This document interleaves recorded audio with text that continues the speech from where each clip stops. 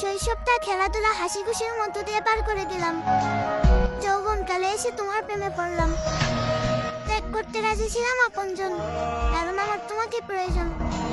শখের বয়সে ত্যাগ করলাম শখের জিনিস, করলাম ত্যাগ শখের গাড়ি। আমার শুধু তোমাকে লাগবে, তুমি আমার শখের নারী। তোমাকে পেয়ে গেলে পূর্ণতার গল্প লিখতাম, সবাইকে বলে বেড়াতাম আমি সফল।